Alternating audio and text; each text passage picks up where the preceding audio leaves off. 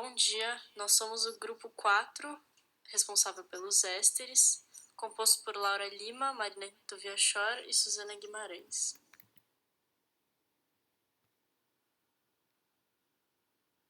Bom, para retomar um pouco o que são os ésteres, a gente colocou aqui, que eles são compostos orgânicos que são derivados da reação entre um ácido carboxílico e um álcool, e a gente pode identificar eles por esse grupo funcional que a gente colocou no slide, que está presente em todos os ésteres.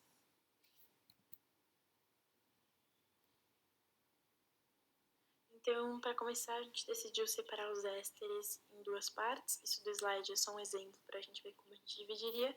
Tem essa parte 1, que está na seta vermelha, que é a parte ligada ao carbono do grupo funcional, que tem essa dupla com oxigênio, e a parte 2, que é a faixa azul, são ligados diretamente ao oxigênio do grupo funcional. Então, a gente vai usar essas duas partes para formar a nossa nomenclatura. Na regra geral, para nomear os ésteres, a gente vai começar nomeando a cadeia principal, que vai indicar a quantidade de carbono e os tipos de ligação que essa substância faz. E a gente vai adicionar o átomo, que vai indicar que um ânion pode se tornar um ácido nessa substância. E a gente vai unir o nome da parte 1 com parte 2 com D, e a gente vai colocar o nome do radical da parte 2, vai indicar a quantidade de carbono e os tipos de ligação que há substituintes nessa substância. Então, para nomear, a parte 1 a gente vai começar com o prefixo, que vai indicar o número de carbonos, o infixo, que vai indicar o tipo de ligação, como a gente já falou no outro slide, e o sufixo, que é o ato. E para a parte 2, o prefixo vai ser que nem na parte 1, que é o número de carbono, o infixo e o sufixo, que fica ila.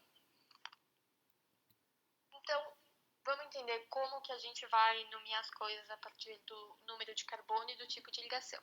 Quando ele tem um carbono, ele é met, com 2 et, com 3 prop, 4 but, e assim em diante até 10 carbonos, é só olhar na tabela. E a mesma coisa com o tipo de ligação. Quando é uma simples, é AN, dupla EN e a tripla IN. Bom, então aqui a gente separou alguns exemplos. O primeiro é esse aqui que a gente tem no slide. Então a gente tem esse composto. Se a gente separar as partes, que nem a gente falou antes, a gente fica com essa parte 1, que fica H3C com uma ligação simples com C, e a parte 2, que é a cadeia carbônica. Bom, a parte 1 a gente tem 2 carbonos, ou seja, como explicado antes, a gente vai usar o prefixo et, e como é saturado, ou seja, só tem uma ligação simples nessa parte, a gente vai usar o infixo an, mais o infixo oato, que tem, enfim, em todos os ésteres na primeira parte. E aí o D, a parte 2, como a gente tem 4 carbonos, o prefixo é but, o infixo il, como todos os ésteres, e o sufixo ila. Então assim a gente vai ter etanoato de butila, juntando todas as partes. Bom, então aqui a gente tem mais alguns exemplos, a tabela aqui do lado é só para facilitar na hora de ver. Então a gente tem metanoato de etila, ou seja, aqui tem um carbono, a gente sabe que um carbono a gente utiliza o prefixo met, porque é uma ligação simples, o ato de todos os ésteres, D, como aqui tem um carbono também, fica metila, como a gente viu antes. Aí, enfim, o propanoato de etila segue a mesma regra, tem 3 carbonos, ou seja, a gente usa o prop, anoato e aí o etila, porque tem 2 carbonos. Agora, o benzoato de etila, a gente vai ter uma diferença, porque, como a gente disse lá no começo da apresentação, os ésteres são formados por um ácido carboxílico e por um álcool. No caso do benzoato de etila, ele é formado pelo ácido benzênico. Então, por isso a gente tem essa diferença. Então, fica benzoato de etila, que nem no anterior, porque tem CH2 com ligação simples CH3. Bom, então nesse slide a gente tem 4 exemplos de etanoatos. Os etanoatos, como a gente pode ver aqui na tabela, são aqueles que têm 2 carbonos na primeira parte do composto. E, enfim, todos eles têm uma ligação simples. Etanoato de etila, a gente tem 2 carbonos na segunda parte, que a gente já viu no slide anterior. Etanoato de metila, um carbono só. Aqui a gente tem o etanoato de propila, que na segunda parte a gente vai ter 3 carbonos, como a gente pode ver aqui pela fórmula. E agora o etanoato de isopropila é uma certa novidade. A gente viu um pouco isso nas aulas da Ana, mas aqui a gente tem uma definição de iso, que a gente vai utilizar esse prefixo quando a valência livre está localizada no carbono primário de uma cadeia ramificada. Ou seja, se a valência livre seriam os elétrons sobrando. E aqui a gente pode ver, nesse primeiro carbono da segunda parte, que ele vai ter um carbono sobrando no carbono primário, de fato. Então, a gente vai utilizar etanoato de isopropilo.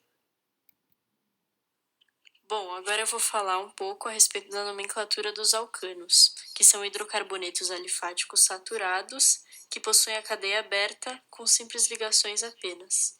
Quando não é ramificado, a gente utiliza a regra básica de nomenclatura. Caso contrário, a gente determina a cadeia principal, que é a maior sequência dos átomos de carbono. Então, a gente escolhe o prefixo de acordo com o número de carbonos, como a gente tem na tabela do slide 6.